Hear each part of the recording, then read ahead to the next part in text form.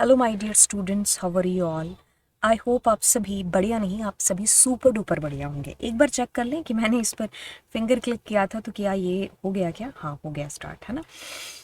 Okay, तो सभी का स्वागत है और आज की क्लास में हम लोग कुछ अजब और कुछ गजब की बातें हैं जो करने वाले हैं। तो पहले तो आप लोगों का स्वागत करते हैं और उसके बाद में आपसे एक रिक्वेस्ट करते हैं, वो ये कि आप चैनल को ज़रूर सब्सक्राइब करिए, क्योंकि आपसे रिलेटेड जो भी डेटा या जो भी चीज़ें होंगी वो हम यहाँ पर कर रहे होंगे। डेटा इन द सेंस कि ऑफ कोर्स मैं अभी डेटा के बारे में चीज़ें बता रही हूँ तो इसलिए मुंह पर ज़ुबान पर वो शब्द आ रहा है। बट बाकी आपको ये चीज़ कहने वाली है कि आप जो जो चीज़ें आपको चाहिए होंगी आपके एग्ज़ाम्स के लिए, वो सारी चीज़ें आपको इस चैनल के ऊपर आने वाले दिनों में मिल रही होंगी। ठीक है, तो आपको खुद से पता चल जाएगा कि भाई कितनी ज़्यादा डेडिकेशन के साथ में चीज़ें आपके लिए हो रही हैं। क्योंकि अगर आप एक जो है पढ़ाने वाला जो कंटेंट यानी कि इस पीपीटी की अगर आप देखोगे तो आपको मैटर को देख करके भी लगेगा, एंड ऑफ कोर्स तरीका तो खैर आपको अच्छा लगता है, तभी तो आप क्लास के अंदर हो, है ना। तो कहने का ये तात्पर्य, ये मतलब हुआ कि हम बहुत सारी चीज़ें हैं जो आप बच्चों के लिए लेकर के आ रहे हैं। तो अब आपसे एक विनती है, वो ये वाली कि आप ये जो मैंने चीज़ उठाई है कौन सी, कि भाई आपको चीज़ें इजी तरीके से, सिंपल तरीके से और फ्री में कंटेंट आपको प्रोवाइड कराने की, तो ये जो ज़िम्मा हमने लिया है तो इसमें मैं अकेली कुछ नहीं कर सकती हूँ। इसमें मुझे आप लोगों के सबसे बड़े सपोर्ट की ज़रूरत है। तो यानी कि आप इसको हर बच्चे तक है जो पहुँचाओगे, है ना। तो आप हर बच्चे तक पहुंचाओगे, यानी कि इन लेक्चर्स को आप हर बच्चे तक है जो शेयर करोगे, राइट। तो इसमें मुझे आपसे सिर्फ इतनी सी चीज़ है जो चाहिए बदले में, और कुछ भी नहीं। और बस आप अपना समय दीजिए इसके अंदर, इसको पढ़िए, इससे कुछ सीखिए और उसके बाद में अपने एक्सपेरिमेंट, अपने प्रैक्टिकल्स हैं जिनको आप करिए और सफल हुई एग्ज़ाम्स के अंदर, बस यही चीज़ है। खैर, चीज़ें और कहानियाँ यहाँ पर शुरू होती हैं और यहाँ से हम लोग फाइल्स के अंदर जाने वाले हैं, ठीक है। और हम लोग किसको सीखने वाले हैं, फाइल्स को और उसके टाइप्स को, ठीक है। तो बड़ी ही इंटरेस्टिंग क्लास रहने वाली है, ठीक है।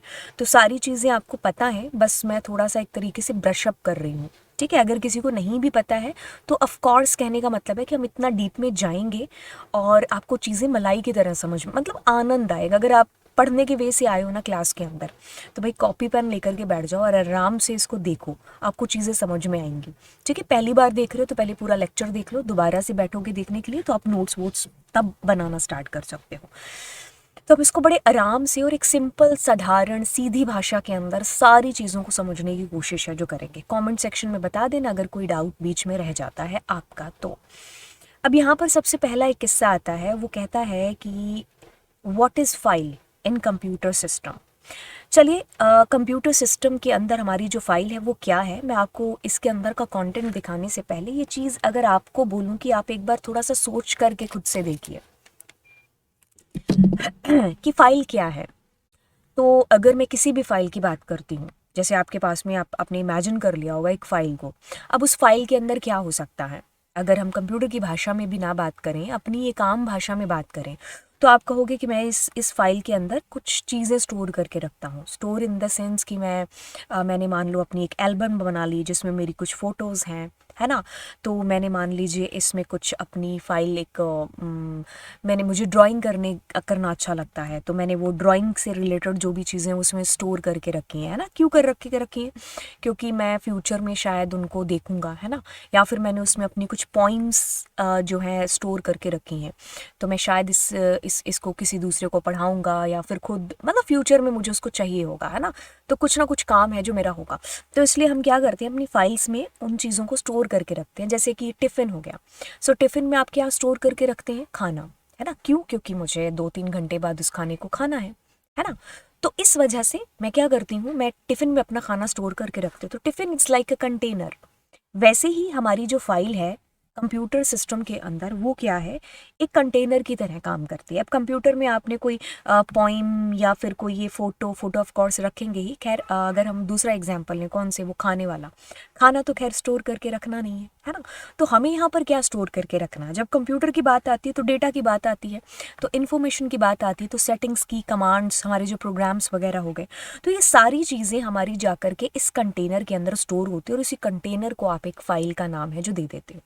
तो अगर सीधी भाषा में बोले या किताबी भाषा में भी अगर बोले तो समझ में आ जाएंगी चीज़ें।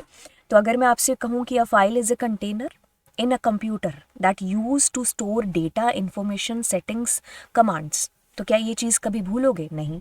आप इसको रियल लाइफ एग्जाम्पल्स के साथ में आराम से बैठ कर के समझो, ठीक है। और इसको रियल लाइफ एग्जाम्पल्स के साथ में आप इसको थोड़ा सा अटैच करके देखो कि जैसे टिफ़िन मैंने एग्जाम्पल दिया आपको, क्यों यूज़ करते हैं टिफ़िन? हम इसलिए यूज़ करते हैं ताकि हम उसमें खाना स्टोर करके रखें ताकि फ्यूचर में मुझे उसकी ज़रूरत पड़ सके।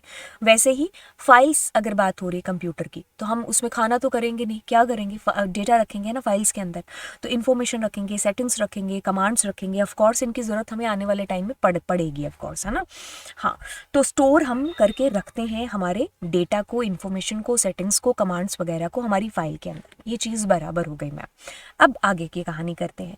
कहता है कि file can not contain any file can contain any data of information, means they can store the text. बिल्कुल टेक्स्ट आपने स्टोर किया होगा, है ना। जैसे मैंने जोनी जोनी यस पापा, तो अगर मुझे लिखना है, स्टोर करके रखना, तो मैं टेक्स्ट फाइल ओपन करूँगी, फटाफट से टाइप करूँगी और लिख लूँगी, है ना। जैसे कि मान लीजिए मुझे कोई अचानक से मेरा दोस्त मिलता है, तो वो मुझे अपना फ़ोन नंबर बताता है ना।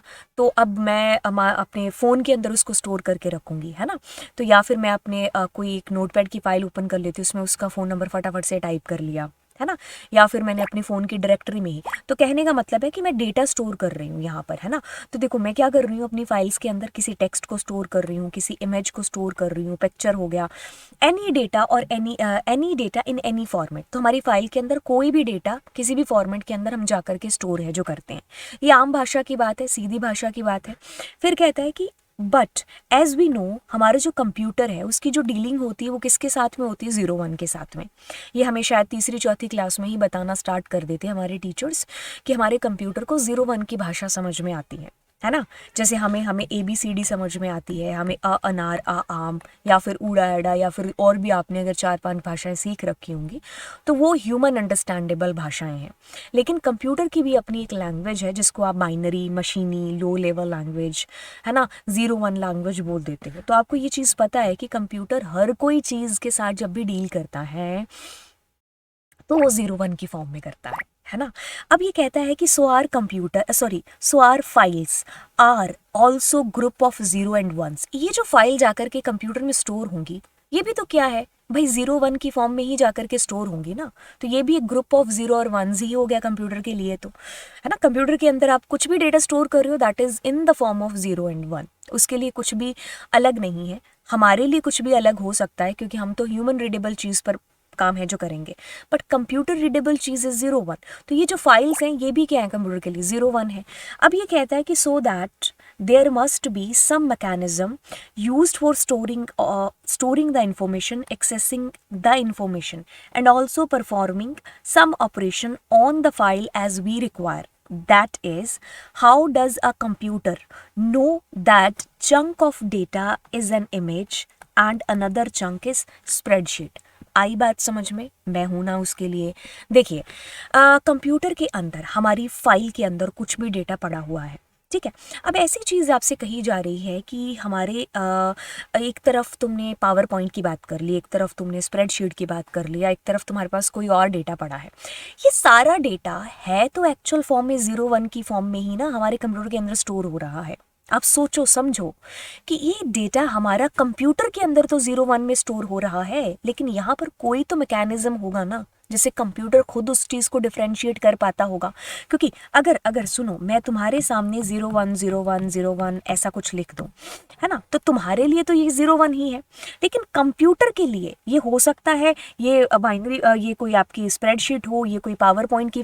कंप्यूटर को कैसे पता चलता है? बात तो ये है ना। तो कोई ना कोई मैकेनिज्म तो पीछे है जो काम कर रहा होगा, जिससे कंप्यूटर खुद ये डिफरेंशिएट कर पाता होगा कि जो 0 1 0 1 है तो कौन सी फाइल है और कौन सी फाइल है ना। तो मतलब कंप्यूटर को कैसे पता चलेगा कि ये जो एक चंक ऑफ डेटा है कि ये एक इमेज है और दूसरा चंक है जो 0 1 का वो एक स्प्रेडशीट है ना।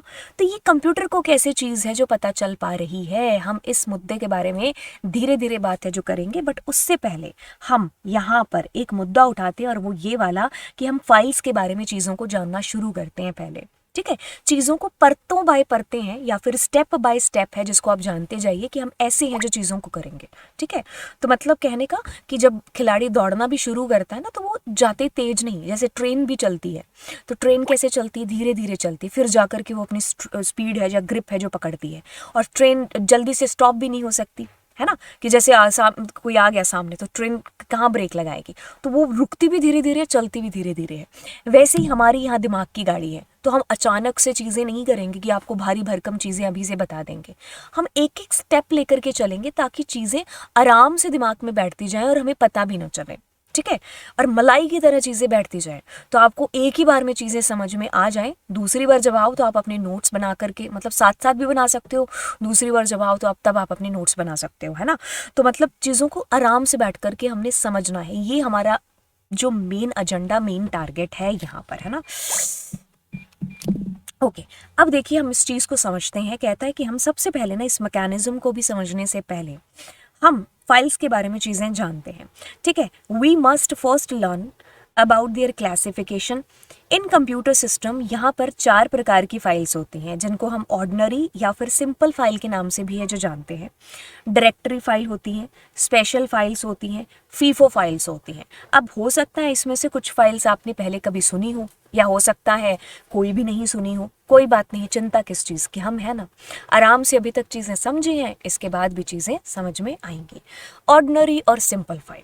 ऑर्डिनरी सिंपल फाइल से तात्पर्य, मतलब मीनिंग यहाँ पर सिर्फ इतना सा कि आपको ये चीज़ समझाई जा रही है क्या कि regular files are the most common files and are use to contain data.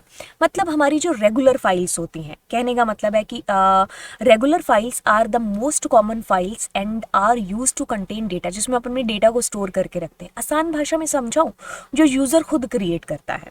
ठीक है, ordinary files help to store information, जैसे कि जिसके बारे में हम अभी तक बात कर रहे हैं, जैसे आपकी वर्ड हो गया, जैसे आपकी पावर पॉइंट की फाइल हो गई, जिसमें हम खुद अपने लिए क्रिएट करते हैं, जो हमारी अंडरस्टैंडेबल है ना। जैसे इमेज हो गया, these files are use to store information fed by the user. बिल्कुल, इसके अंदर जो भी इन्फॉर्मेशन रखी जाएगी वो यूजर के द्वारा रखी जाएगी, हम खुद उसको क्रिएट करेंगे, उसमें जो भी डेटा हम खुद उसमें डाल रहे होंगे।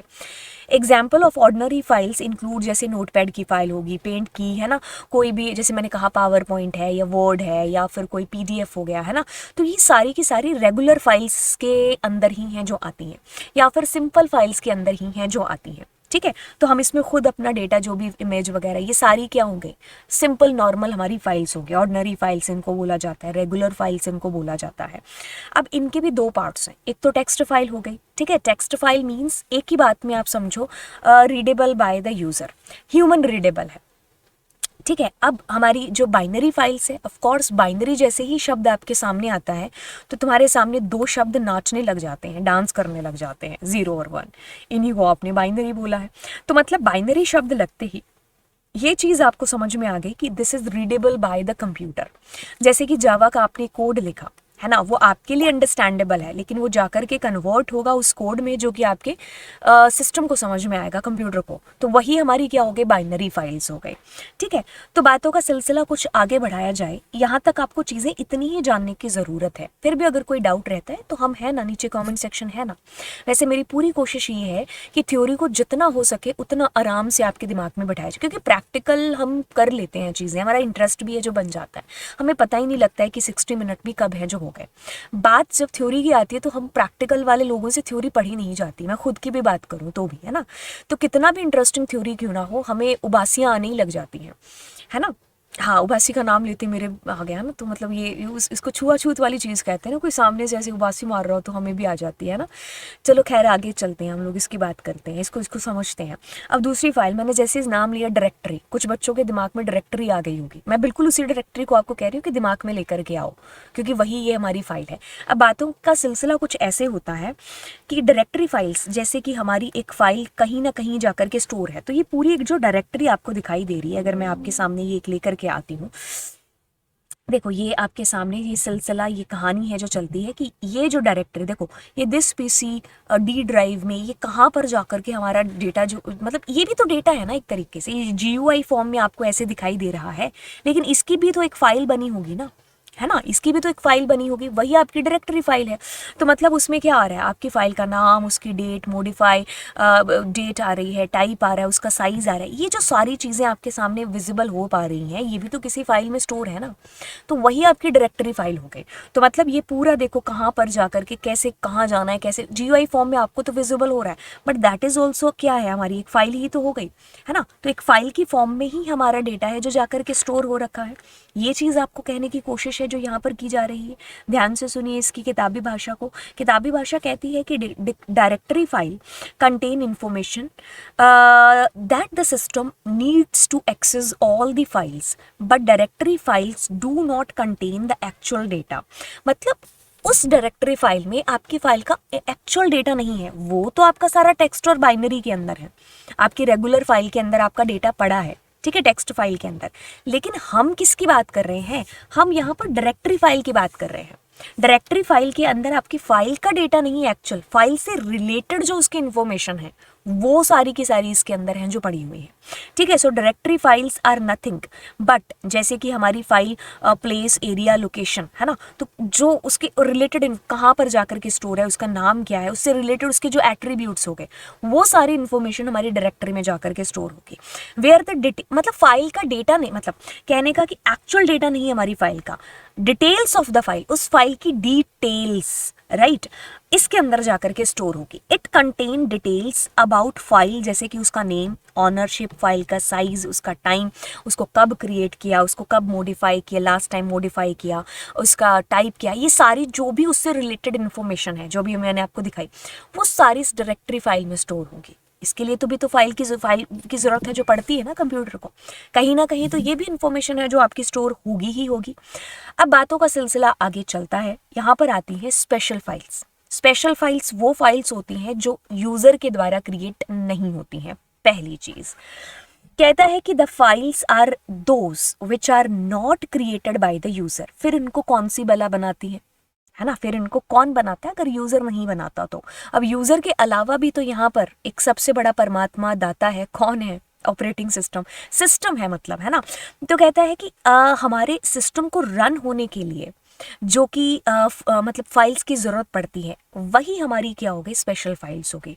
यूजुअली हम कहते हैं इनकी जो एक्सटेंशन होती है वो .sys होती है, ठीक है। तो आप कह सकते हो कि वो फाइल्स जो कि हमारे सिस्टम की रनिंग के लिए इम्पॉर्टेंट है या नेसेसरी है उसको चलने के लिए सिस्टम को, वो फाइल्स की बात यहाँ पर हो रही है, उन्हीं को आप स्पेशल फाइल्स बोलते हो, और वो यूज़र के द्वारा क्रिएट नहीं होती हैं। The files those are created by the system itself, system खुद से क्रिएट करता है।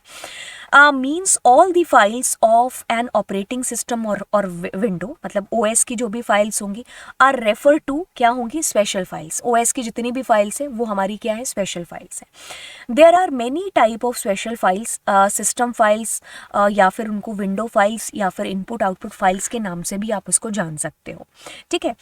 All the system files are stored into the system by using sys extension. मैंने आपको बता दिया, मतलब जो भी OS की फाइल होंगे, आपकी विंडोज़ की फाइल होंगे, इनको विंडोज़ फाइल भी बोल सकते हो, तो यही सारी स्पेशल फाइल्स हैं। इनकी जो एक्सटेंशन होती है वो .sys एक्सटेंशन है जो होती है, मतलब सिस्टम को रनिंग के लिए जो रिक्वायर होती है वो हमारी स्पेशल फाइल्स कहलाती हैं। अब फीफो, अब देखिए नाम से आपको क्या समझ में आ रहा है, कई बच्चों को डेटा स्ट्रक्चर याद आ रहा होगा, है ना, FIFO, first in first out. तो कमेंट सेक्शन में बताना कि मैं कौन सी डेटा स्ट्रक्चर इस फीफो मैनर को फॉलो करता है। खैर आगे चलेंगे और फीफो फाइल्स की बात है जो करेंगे, बड़े ध्यान से समझना। आज तक अगर किसी को समझ में नहीं आया ना तो इतनी गारंटी है कि 2 मिनट रुक जाओ, इसके बाद में बताना कि ये तुम्हें मलाई की तरह तुम्हें दिमाग में पिरोया मैंने कि नहीं पिरोया, ठीक है। तो चलिए स्टार्ट करते हैं इसको। कहता है जी फीफो, फुल फॉर्म आती है जी फर्स्ट इन फर्स्ट आउट। हम हर चीज़ को आराम से देखेंगे, तो पहले इसको देखते हैं कि इसको ही ना पाइप्स के नाम से भी है जो जाना जाता है। अब जैसे मैंने तुम्हारे सामने पाइप लिया, कई बच्चों के दिमाग में पाइप आ गई होगी, वो पानी वाली, है ना, कि मैंने यहाँ पर मेरा नल है और मैंने क्या किया, यहाँ से पाइप, मेरे ये गार्डन है तो इसके अंदर जो है मेरा पानी है जो जा रहा है, यहाँ से पानी है जो जा रहा है। हाँ बिल्कुल सही पकड़े हैं, ये वाली बात बोलनी थी कि जैसे पाइप में क्या होता है कि यहाँ से पानी यहाँ ट्रांसफ़र हो रहा है। अब कंप्यूटर में पानी तो है नहीं, ना ही उसमें नल लगा हुआ है, ना ही उसमें कोई गार्डन है। हमारे कंप्यूटर में क्या होता है जी, डेटा होता है ना। तो डेटा ही क्या होता है, यहाँ से यहाँ फ्लो हो रहा होता है। तो यहाँ क्या है, ये आपकी एक प्रोसेस है, ये आपकी एक दूसरी प्रोसेस है। तो दो प्रोसेस को जो डेटा आपका चाहिए वो डेटा भी आपका किसी न किसी जरिए से फ्लो हो रहा होगा ना, एक जरिए से दूसरी जगह। तो वही पाइप्स क्या हो गई आपकी, फीफो फाइल्स हो गई। ठीक है, तो क्या चीज़ समझ में आती है कि मेरी एक प्रोसेस है, मेरी एक दूसरी प्रोसेस है, इनको डेटा चाहिए। तो यहाँ से डेटा आपका मान लीजिए जो है इनपुट हो रहा होगा, यहाँ से आपका डेटा रीड हो रहा, मतलब यहाँ से रीड हो रहा है, यहाँ से मान लो राइट हो रहा है ना। तो कहने का मतलब है कि एक प्रोसेस दूसरी प्रोसेस, इन दोनों प्रोसेस को डेटा की ज़रूरत है।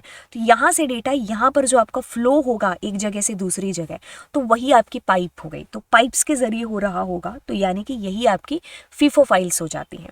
तो कहता है कि पाइप्स जैसे डेली लाइफ में आप कहते हो कि भाई पानी एक जगह से दूसरी जगह, बस वही चीज़ है, वही पर्पस है किसका, फीफो का। Just FIFO files are named pipes भी बोला जाता है, are use to transfer information from one process to another. एक प्रोसेस से दूसरी प्रोसेस की तरफ आपके डेटा का जो फ्लो करना, मतलब एक आपकी प्रोसेस इधर है, एक इधर है, तो यहाँ से यहाँ डेटा पहुँचाना या जो भी इनको ज़रूरत पड़ रही है डेटा की, तो वो जो डेटा आपका जा रहा है तो वो पाइप्स के थ्रू जा रहा है, तो वही आपकी क्या हो गई, फीफो फाइल्स हो गई, है ना। अब ये कहता है कि a FIFO file send data from one process to another, so the receiving process reads the data first in first out. तो नाम से क्या चीज़ समझ में आती है, फर्स्ट इन फर्स्ट आउट, है ना। अब ये कहता है कि इधर से एक प्रोसेस है, इधर से एक प्रोसेस है, तो यहाँ से तुम्हारा डेटा इधर जा रहा है ना। तो ये डेटा सेंड कर रही है और यहाँ से डेटा आपका रीड हो रहा है। ठीक है, ये आपको डेटा सेंड हो रहा है यहाँ से, तो यही क्या है आपकी फीफो फाइल्स है। अब इसमें क्या चीज़ हो रही है कि फर्स्ट कम फर्स्ट सर्व वाली सर्विस हो रही है, कि पहले इसने अगर इस डेटा को रखा है तो यही डेटा यहाँ से उठाया जाएगा, फिर इससे ये, फिर इससे ये। तो मतलब पहले जो फर्स्ट में जो आ गया वही फर्स्ट में आउट होगा, है ना। जैसे हम क्यू का एग्जाम्पल ले लें, तो जैसे मंदिर में लाइन लगी हुई है ना, यहाँ पर भंडारा लग रहा है, प्रसाद बंट रहा है, तो मैं यहाँ पर हूँ, मेरे पीछे कोई और ऐसे ऐसे फीफो, तो मैं पहले आ गई ना, तो मेरे को पहले प्रसाद मिलेगा, फिर इसको मिलेगा, फिर इसको। तो वैसे ही यहाँ पर क्या है, प्रसाद तो है नहीं, है ना। तो ये क्या है, यहाँ पर आपका डेटा है, तो इससे पहले ये डेटा रखा तो ये पहले आउट हो जाएगा, फिर ये आउट होगा, फिर ये, तो that's why it's called the FIFO. ठीक है, तो फर्स्ट कम फर्स्ट सर्व वाली चीज़ हो गई FIFO, first in first out. ठीक है, अब ये कहता है कि FIFO special file can also be shared by a number of process. बिल्कुल, काफ़ी सारी प्रोसेस हैं जो उनको शेयर कर सकती है। It is one of the method of inter process communication, IPC। देखो इसको आप समझो, IPC इंटर प्रोसेस कम्युनिकेशन, जैसे कि इंटर हाउस कंपटीशन नहीं होते हैं, मतलब इंटर हाउस या इंटर स्कूल कंपटीशन, एक स्कूल है दूसरा स्कूल है, उनके आपस में कंपटीशन हो गए, है ना। तो अब देखो क्या चीज़ है कि यहाँ स्कूल तो है नहीं, है ना, तो यहाँ पर क्या है, हमारी प्रोसेस है। तो प्रोसेस आपस में किस तरीके से क्या करती हैं भाई, कम्युनिकेट करेंगी। तो वही को, उसी चीज़ को, उसी को हमने यहाँ पर क्या बोला है, इंटर प्रोसेस कम्युनिकेशन का नाम है जो दे दिया है, कि प्रोसेस आपस में कैसे कम्युनिकेट करती हैं। अब मैंने आपको समझा दिया, अब मैं आपको डायग्राम से इस चीज़ को दोबारा से समझाती हूँ।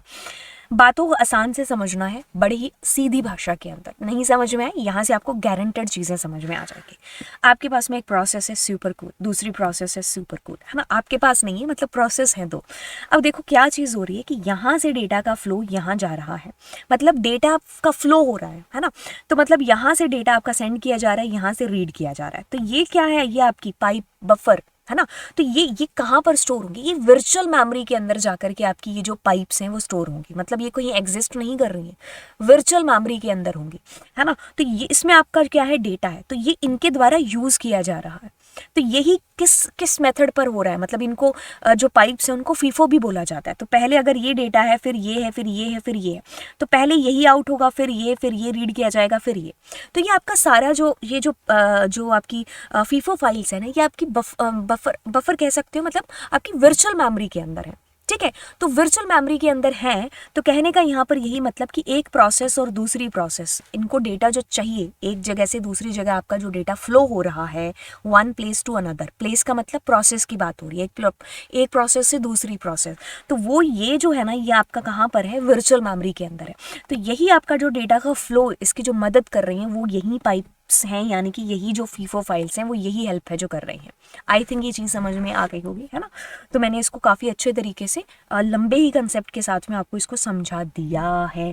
2-4 बार इसको पढ़ोगे कि इसको पाइप्स क्यों बोला जाता है, फीफो क्यों बोला जाता है, इंटर प्रोसेस कम्युनिकेशन नाम की चीज़ क्या होती है, एक प्रोसेस दूसरी प्रोसेस, है ना। तो दोनों प्रोसेस के बीच में जब कम्युनिकेशन हो रहा है, डेटा का फ्लो हो रहा है, तो उसी में हमारी मदद करती हैं ये पाइप्स, यानी कि हमारी फीफो फाइल्स। ये कहाँ पर है? वर्चुअल मेमोरी के अंदर है।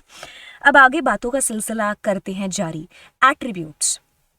एट्रीब्यूट्स होती हैं कि उस चीज़ से रिलेटेड इन्फॉर्मेशन, जैसे कि ये मैं हूँ, है ना। ज़्यादा सुंदर तो बनाया नहीं बट बना दिया, है ना। अब मेरे से रिलेटेड मेरी इन्फॉर्मेशन क्या है? अरे भाई हमारा नाम, है ना, हमारा प्रोफेशन कह सकते हो, हमारा एज कह सकते हो, हमारी हाइट कह सकते हो, मान लीजिए डिग्री कह सकते हो, है ना, डेट ऑफ बर्थ कह सकते हो, है ना। तो ये सारी चीज़ें क्या है, मान लो हमारा एड्रेस कह सकते हो, मार्क्स वगैरह कह सकते हो। ये सारी चीज़ें क्या है? ये सारी चीज़ें मेरे से रिलेटेड मेरी इन्फॉर्मेशन है ना। अब कंप्यूटर के अंदर क्या है? फाइल है। अब फाइल से रिलेटेड उसकी सारी जो इन्फॉर्मेशन है दे आर कॉल्ड एट्रीब्यूट्स। अब फाइल से रिलेटेड क्या इन्फॉर्मेशन होगी भला? अरे भाई फाइल का नेम नहीं होगा, अरे भाई फाइल को किसने बनाया ये नहीं होगा, अरे भाई फाइल का एक्सटेंशन क्या है ये नहीं होगी। बिल्कुल ये सारी चीज़ें जो इससे रिलेटेड हैं वो सारी की सारी क्या है? फाइल के एट्रीब्यूट्स हैं। तो कहता है कि a file has a name and data. एक फाइल के का उसका एक अपना नाम है और उसके अंदर उसका डेटा है। अब ये कहता है कि moreover it also store meta information, मतलब डेटा अबाउट डेटा, डेटा की ही और इन्फॉर्मेशन, ठीक है, data about data, meta data. Like file creation date, जैसे टाइम, करंट साइज, उसकी मॉडिफिकेशन, है ना, लास्ट मॉडिफिकेशन कब हुआ। तो ये सारी इंफॉर्मेशन है उस फाइल से रिलेटेड, ठीक है। तो इन्हीं को एट्रीब्यूट्स बोला है। जैसे कि फाइल का नाम, बिल्कुल हर फाइल का एक नाम होगा तो वही उसका एक एट्रीब्यूट हो गया। आइडेंटिफायर, अब कंप्यूटर उसको कैसे आइडेंटिफाई करेगा, है ना। आपने अपनी फाइल का नाम रखा, मान लीजिए अपनी फाइल का नाम छोड़ो, आप एक बुक है आपके पास में हैरी पॉटर की, है ना। तो हैरी पॉटर की बुक की पीडीएफ आपके पास में पड़ी है, वहीं हैरी पॉटर की ही बुक की जो आपके पास में एक पीडीएफ भी है और जो है वो वीएलसी में पड़ी है, ठीक है। तो अब हमारे कंप्यूटर के लिए वो क्या, बेशक उसका नाम सेम है या बेशक उसका नाम अलग है ना, कोई भी नाम है जो उसका, लेकिन कंप्यूटर उसको कैसे डिफरेंशिएट कर पाता है? क्योंकि कंप्यूटर के लिए क्या होगा, हर किसी का इंटरनली एक यूनिक नेम होगा, तो मतलब उसकी आइडेंटिटी, ठीक है। So every file is identified by the unique tag number, ठीक है, within a file system known as identifier. तो मतलब उस फाइल की आइडेंटिटी कंप्यूटर को कैसे पहचान में आएगा कि ये कौन सी फाइल है? तो वही हो गया आइडेंटिफायर, ठीक है। चाहे उसका सेम नाम हो चाहे अलग हो, तो कंप्यूटर कैसे उसको पहचान पाएगा? आइडेंटिटी उसकी, राइट, आइडेंटिफायर। अब ये कहता है लोकेशन, कि आपकी फाइल कहाँ पर जाकर के आपके स्टोर है, points to file location on device, कहाँ पर जाकर के स्टोर है। टाइप, उस फाइल का टाइप क्या हो सकता है? फाइल्स के काफ़ी सारे टाइप्स हैं, है ना। तो कौन सी फाइल किस टाइप की है, तो ये टाइप। साइज, फाइल का साइज कितना है, ठीक है, तो ये भी उसका एट्रीब्यूट हो गया। प्रोटेक्शन से मतलब है कि भाई आपके जो भी फाइल्स हैं तो उसमें उसको आप किसको ये एक्सेस दे रहे हो, कि मतलब ये आप किसको राइट है जो एक्सेस करने का दे रहे हो, कि उसको कौन रीड कर पाए, कौन राइट कर पाए एंड एग्जीक्यूट कर पाए, है ना। अब बात सिर्फ इतनी सी है यहाँ पर कि जैसे आप क्या करते हो मेरे साथ में, यहाँ पर कोई भी फाइल ओपन कर लेते हो, जैसे अपनों ने क्या किया, ये वाली फाइल ओपन तो नहीं की, खैर राइट क्लिक किया है। अले भाई हो जाओ, लाइट क्लिक कल तो दिया, नहीं हो गया राइट क्लिक, कहता मैं नहीं होऊंगा, हाँ हो गया। अब अपने क्या करते हैं, शो मोर इन्फॉर्मेशन पर या फिर प्रॉपर्टीज पर चले जाते हैं, ठीक है। आप प्रॉपर्टीज पर गए तो इसमें देखो सिक्योरिटी के अंदर जाएंगे, है ना। तो यहाँ पर देखो अलाउ, ये देखो टिक टिक कर रखा है, तो मतलब देखो परमिशन फॉर ऑथेंटिकेटेड, है ना। तो देखिए अब यहाँ पर ये मेरे सारे यूजर्स हैं, सिस्टम हो गया, लवजीत एचपी हो गया, ये लवजीत एचपी यूजर, है ना। तो मैंने क्या कर रखा है, मॉडिफाई कौन कर सकता है ना, रीड एग्जीक्यूट कौन कर सकता है, तो ये देखो आपने अलाउ कर रखा है ना। तो यहाँ पर क्या है कि ये मेरे हाथ में है कि मैं किसको अलाउ करवाऊँ या किसको नहीं कराऊँ। तो ये भी सारी क्या है, इसके एट्रीब्यूट्स के अंदर ही हैं जो आते हैं। तो समझ में आई चीज़। तो ये भी इसके एट्रीब्यूट्स के अंदर ही बेसिकली आते हैं। तो कहने का तात्पर्य क्या है, कहने का मतलब क्या है कि ये भी आपके फाइल्स के एट्रीब्यूट्स हैं बोले तो, ठीक है। कि फाइल को कौन रीड राइट और ये सारी चीज़ें कर सकता है। अब ये कहता है कि टाइम, डेट, सिक्योरिटी से रिलेटेड जो भी चीज़ें हैं कि भाई आपकी फाइल की प्रोटेक्शन से रिलेटेड, सिक्योरिटी से रिलेटेड, ठीक है, तो मॉनिटरिंग से रिलेटेड, टाइम और डेट कब उसको सेव स्टोर वट किया गया है, तो वो सारे इसके एट्रीब्यूट्स के अंदर है जो चीज़ें आ जाती हैं। जैसे कि आप इस चीज़ को समझ सकते हो, यहाँ पर बड़े ही ढंग से चीज़ मैंने बताई है कि जैसे आपकी फाइल है टेस्ट, है ना, तो ये एक फाइल आपकी एक फोल्डर में पड़ी है, ठीक है, ए में, उसमें टेस्ट है, इसका नाम, ये फाइल है बी, उसका नाम है टेस्ट, है ना। तो कहने का मतलब है कि हमारे कंप्यूटर को कैसे पता चलेगा कि कौन सी टेस्ट फाइल की बात हो रही है। तो उस ये मेमोरी में कहीं ना कहीं किसी एक यूनिक नेम से स्टोर होगी ना। तो मैं किसकी बात कर रही हूँ, आइडेंटिफायर की। सही पकड़े हैं, बिल्कुल। अब देखो इससे रिलेटेड इसका डेट ऑफ मॉडिफिकेशन, टाइप हो गया, इसका साइज हो गया, कब इसको क्रिएट किया, ये जो सारी ऑथर कौन है, ये सारी चीज़ें क्या हो गए, ये सारे फाइल के एट्रीब्यूट्स हो गए। मतलब एक फाइल से रिलेटेड उसकी सारी की सारी जो इंफॉर्मेशन है, मतलब डेटा नहीं, हम उसकी फाइल की इंफॉर्मेशन, डेटा अबाउट डेटा, यानी कि मेटा डेटा की बात है जो हम कर रहे हैं, ठीक है। तो वो सारे क्या हो गए, इसके एट्रीब्यूट्स हो गए। मैंने एग्जांपल आपको बता दिया, क्या बताया दोबारा, जैसे फाइल का नेम है, modification, date, type, created, whatever जो भी उससे रिलेटेड उसके एट्रीब्यूट्स हैं वो सारे मैंने आपको बता दिए, ठीक है। मतलब जो हमारी डायरेक्टरी फाइल में स्टोर हो रही हैं चीज़ें, है ना, वो सारी, ये सारी। अब बातों को, सिलसिले को कुछ आगे बढ़ाते हैं। कहता है कि file name convention, file name convention. अब बात यहाँ पर आती है कि different operating system impose different rules for naming a file. देखिए हर ऑपरेटिंग सिस्टम की अपनी एक अलग कहानी है। किसी भी फाइल को जब वो एक नामकरण देता है तो उसकी एक अलग कहानी है। जैसे कि हम एग्जाम्पल समझ लेते हैं, है ना, कि हर घर में जो भी बच्चे का नामकरण होता है वो मतलब क्या है, अलग ही होता है। ये एग्जाम्पल सही रहेगा मेरे ख्याल से, तो सही नहीं रहेगा, है ना। हाँ, तो इसको हम छोड़ते हैं। हम इसके लिए ये एग्जाम्पल लेते हैं कि हर जो हमारा ऑपरेटिंग से, इसी को समझते हैं, मेरे को लगता है ये एग्जाम्पल सही रहेगा, आप इससे कन्फ्यूज हो जाओगे। इसी को समझते हैं। कहते हैं कि different operating system impose different rules, मतलब हर ऑपरेटिंग सिस्टम के अपने कुछ खुद के रूल हैं किसी भी फाइल को नाम देने के। हम विंडोज़ के यूज़र हैं, ज़्यादातर विंडो यूज़ करते हैं। अगर कोई मैक वैक यूज़ करता भी है तो उस बंदे ने भी विंडो यूज़ कर रखी है ना। हाँ, तो देखिए हम क्या करते हैं, हम उसकी फाइल का नाम है, ठीक है, और फिर उसकी एक्सटेंशन आती है। जैसे कि अगर आपने कहा लेटर डॉट डॉक्स, तो ये इससे क्या पता चला कंप्यूटर को, अरे भाई ये वर्ड की फाइल है ना। तो कंप्यूटर के अंदर हम विंडोज़ यूज़ कर रहे हैं तो उसका पहले नाम आएगा, फिर उसकी एक्सटेंशन आएगी। अब बात है कि जैसे तुमने कोई फोटो है जैसे सुंदर सी फोटो, ये क्या हो गई, जेपीजी फाइल हो गई। आपने उसका एक्सटेंशन जानबूझ करके डॉट डॉक्स दे दिया, DOCX दे दिया। अब कंप्यूटर बेचारा कोशिश तो करेगा, क्योंकि कंप्यूटर तो डिफरेंशिएट उसकी एक्सटेंशन से ही तो कर पाता है उसको कि ये कौन सी फाइल है ना। तो उसको थोड़ी ना पता चलेगा, आपको देख करके पता चल रहा है, अच्छी बात है, बट कंप्यूटर के लिए क्या है, कंप्यूटर के लिए एक्सटेंशन ही तो एक माध्यम है, एक जरिया है उस चीज़ को डिफरेंशिएट करने का कि भाई कौन सी फाइल है। तो उसको कोशिश तो करेगा डॉक्स में खोलने की, बट उसको कर ही नहीं पाएगा डॉक्स में खोल, क्यों, क्योंकि वो तो एक JPG फाइल है ना। तो एरर वेरर या जो भी होगा वो दे देगा आपको, है ना। तो कहने का यहाँ पर मतलब हुआ कि हमारे हर ऑपरेटिंग सिस्टम के अपने अलग रूल होते हैं किसी भी को फाइल को किस तरीके से स्टोर या फिर उसको कोई भी नेमिंग वेमिंग है जो देनी है ना।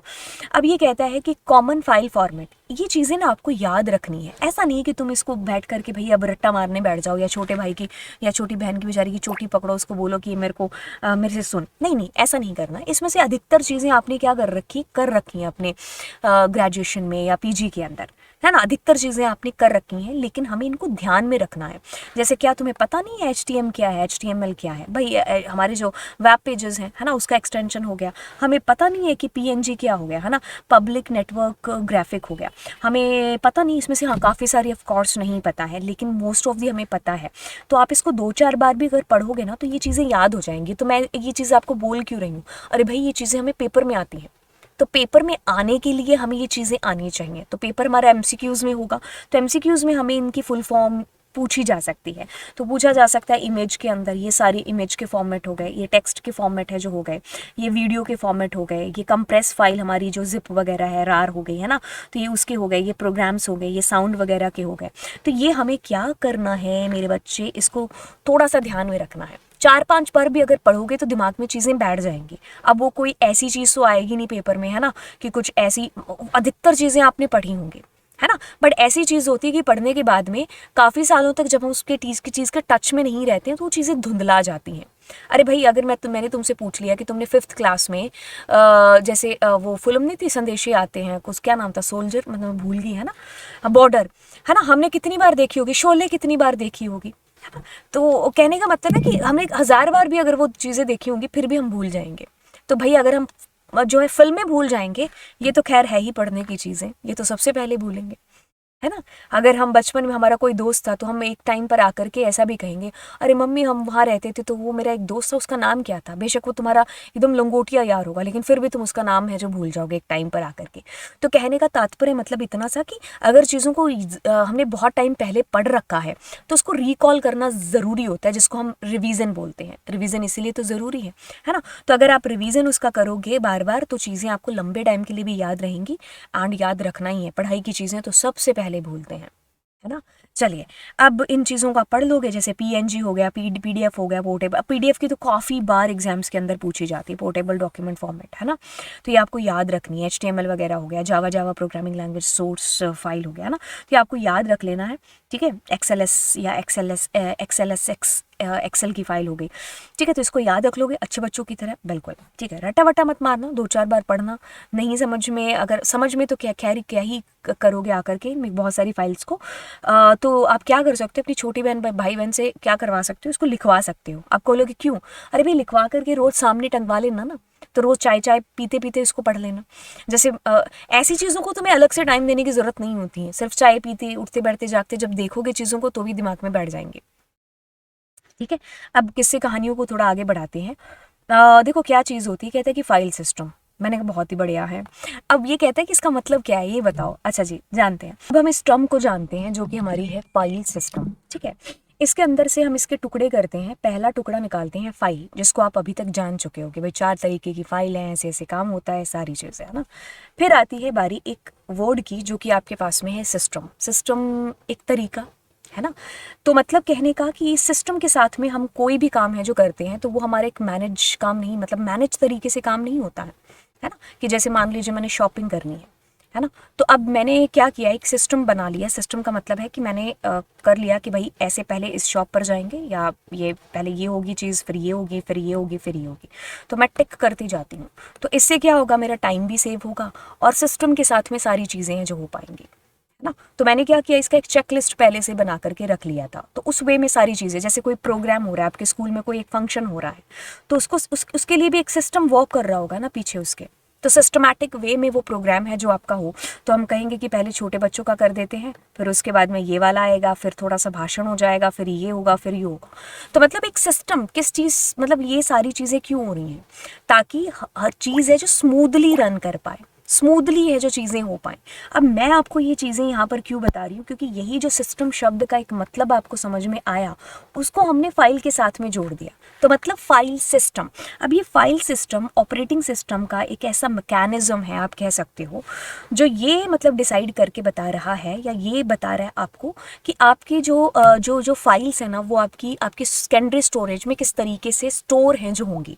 स्टोर का मतलब है एक तरीके से आप ये भी समझ सकते हो कि ऑर्गेनाइज कैसे होंगी, या इसको हम एक सिंपल टर्म में अगर हम बदलें तो मतलब ये डिफाइन करके बता रहा है कि defines how file are named, कैसे उस फाइल को एक नाम है जो दिया गया, कैसे वो जाकर के स्टोर होगी। तो अगर आपको फ्यूचर में उससे डेटा फैच कराना है, रिट्रीव कराना है, तो आप कैसे करवा पाओगे, है ना, सेकेंडरी स्टोरेज के अंदर से। तो मतलब कहने का कि जैसे अगर हम मतलब अगर हम इसकी ज़रूरत को देखें कि मैंने ये टर्म आपको क्यों बताई, या उससे पहले मैंने आपको सिस्टम का एक मतलब क्यों बताया, तो कहने का मतलब है कि इसकी ज़रूरत हमें क्यों पड़ी। यहाँ पर देखिए कि आपके सामने ये एकदम मतलब फाइल्स पर फाइल्स है जो पड़ी। मैंने तुम्हें कहा कि इसमें से मेरे को XYZ फाइल निकाल करके दे दो, या फिर जावा की कोई बुक है बाला गुरुस्वामी की, वो निकाल करके दो। अब आपके लिए तो ये मतलब ऐसा काम हो जाएगा कि मतलब प्राण निकलने वाला काम। तो आप कैसे ही है जो मुझे ढूंढ करके दोगे, चलो मान भी लिया कि तुमने मुझे ढूंढ के दे भी दी, बट वो तो एक चीज़ होगी, उसमें टाइम कितना लगा आपका, कोई सिस्टम था बिल्कुल भी नहीं। अब मान लीजिए यहाँ पर कोई बंदा आता है मेरे पास में, और वो मेरे को जो है, एक ने कहा कि मेरे को बाला गुरुस्वामी की, दूसरे ने कहा कि मुझे लेटर सी की, तीसरे ने कुछ मुझे और ही बुक बोल दिया ना, मान लो जो है DS की डाटा स्ट्रक्चर की बुक बोल दिया ना। तो अब यहाँ पर क्या हो रहा है कि मैं एक बुक को तो निकाल दूंगी, लेकिन बाकियों के लिए कोई सिस्टम ही नहीं है यहाँ पर, कितने दिन कोई बंदा ये काम है जो कर पाएगा? मेरे को लगता है 2 बार बुक ढूंढेगा, उसके बाद में फ्रस्ट्रेट हो जाएगा, है ना। तो मतलब हमें इसलिए ज़रूरत है यहाँ पर। देखो, अगर हम फाइल सिस्टम का यूज़ नहीं करेंगे तो हमारे कंप्यूटर में कोई भी चीज़ ऑर्गेनाइज नहीं हो पाएगी अच्छे तरीके से। कैसे स्टोर कर पाओगे आप उसको? तो इसीलिए ये नेमिंग देना और ये डेटा को किस तरीके से स्टोर करना है, कैसे उसमें से डेटा को फैच करवाना है हमारे सेकेंडरी स्टोरेज के अंदर से, तो ये सारा मैकेनिज्म है ना जो हमारा, इसको हम कह सकते हैं यही हमारा फाइल सिस्टम है। यही चीज़ें इसके अंदर आती है। A storage device without a file would be in the same situation, जैसे कि आपको यहाँ पर ये मतलब ये यूजलेस है एक तरीके से हो जाएगा, है ना, अगर एक सिस्टम नहीं होगा तो। वहीं पर फाइल सिस्टम की ज़रूरत को समझाते हुए आपके सामने एक लाइब्रेरी का एग्जाम्पल आ गया। अब यहाँ पर मान लीजिए कोई बंदा आकर के मेरे से पूछता है कि मेरे को ये वाली बुक चाहिए। अब बंदे को कोई टाइम ही नहीं लगेगा, कंप्यूटर खोलेगी और उसमें से फटाफट से आपको बता देगी कि यहाँ पर ये वाली बुक है ना। तो यहाँ पर अलग अलग सेक्शंस बने हुए हैं, हर सेक्शन में जाकर के आपको पता चल रहा है कि ये तो एक सिस्टम में काम हो रही है ना, तो जिससे टाइम भी बच रहा है, ऑर्गेनाइज हो रही हैं चीज़ें अच्छे तरीके से, कोई भी होच पोच नहीं हो रही है। मतलब आपको कहने का मतलब है कि मुझे बताने की ज़रूरत ही नहीं है कि कितना सारा फ़ायदा इन दोनों पिक्चर्स को देख करके आपको समझ में आ रहा है। अब ये कहता है कि file system isn't just a book keeping feature, मतलब ये केवल यही चीज़ ही नहीं कर रहा है कि जैसे अरेंज ही नहीं कर रहा है आपकी फाइल्स को अच्छे तरीके से, बल्कि ये भी कर रहा है कि इसके थ्रू आप स्पेस मैनेजमेंट, आप meta data, data about data, data encryption, file access control and data integrity, ये सारी जो रिस्पॉन्सिबिलिटीज़ है ना वो भी इसके कंधे पर है। अब ये है क्या?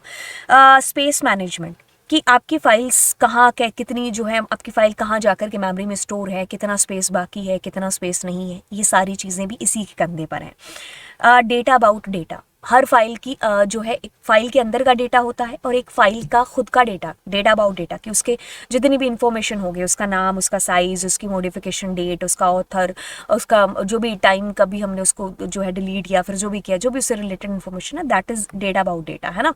तो वो सारी चीज़ें। डेटा इंक्रिप्शन, मतलब कहने का कि डेटा आपका जो भी फाइल्स हैं उनको कोई हैक ना कर पाए, है ना, तो उसको एनक्रिप्टेड फॉर्म के अंदर स्टोर करवाना, या एनक्रिप्टेड फॉर्म की बात हो रही है ना।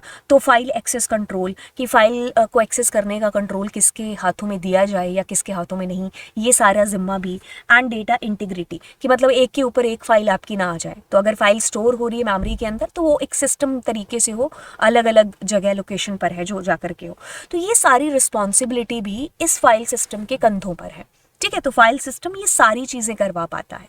तो अगर आपको ये एग्जांपल समझ में आता है कि भाई यहाँ देखो कितने अच्छे तरीके से मैं यहाँ पर चढ़ करके सीढ़ी में से ये वाली बुक्स का जो सेक्शन है या ये तो कितने अच्छे तरीके से चीज़ें मैनेज हो पा रही हैं, है ना। तो वही चीज़ें इसके अंदर हैं, ठीक है। तो फ्यू पॉपुलर फाइल सिस्टम्स की बात आप कर लेते हैं यहाँ पर। जैसे कि अगर आप बात करोगे फैट, इसकी फुल फॉर्म जानना ज़रूरी है, which is file allocation table. तो जो हमारी विंडो एक्सपी वगैरह हुआ करती थी, हम पहले के वर्जन विंडो के जो यूज़ करते थे, तो ये उसमें ये फाइल सिस्टम आपका ओल्डर फाइल सिस्टम है, ये यूज़ होता था। आजकल हम लोग यूज़ करते हैं NTFS, यानी कि न्यू टेक्नोलॉजी फाइल सिस्टम का यूज़ करते हैं। A modern file system used by Windows, it supports feature such as file and folder permission, compression and encryption, है ना।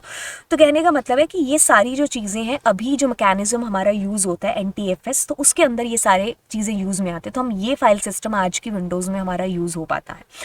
EXT एक्सटेंडेड फाइल सिस्टम, ये हमारा लिनक्स या यूनिक्स बेस्ड ऑपरेटिंग सिस्टम्स के ऊपर यूज़ होता है। HFS हायरार्किकल फाइल सिस्टम, ये हमारा जो है मैक ऑपरेटिंग सिस्टम वगैरह के थ्रू पहले यूज़ हुआ करता था। अभी जो न्यू है वो APFS है, एप्पल फाइल सिस्टम। तो ये अब है जो यूज़ में हो रहा है या होता है।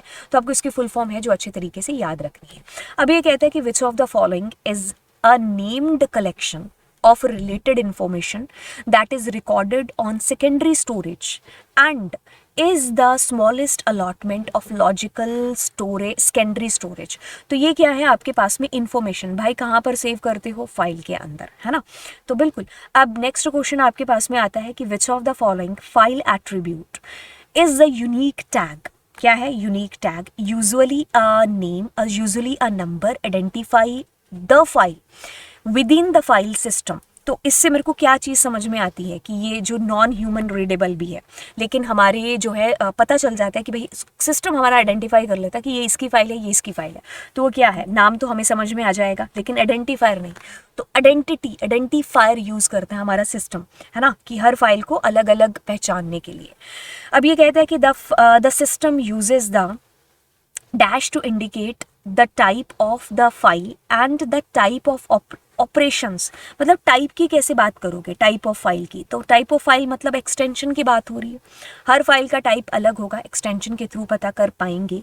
A file with extension is the binary executable, binary की बात हो रही है तो हम .exe फाइल की बात है जो बेसिकली कर रहे हैं, है ना। तो ये मुद्दा, ये कहानी जो कि हमारा आज की क्लास में हुआ, आज की क्लास का मुद्दा और कहानी कह रहा था कि हमने कंसेप्ट ऑफ फाइल्स यानी कि फाइल्स के बारे में चीज़ों को जाना और फाइल के टाइप्स के बारे में चीज़ों को जाना।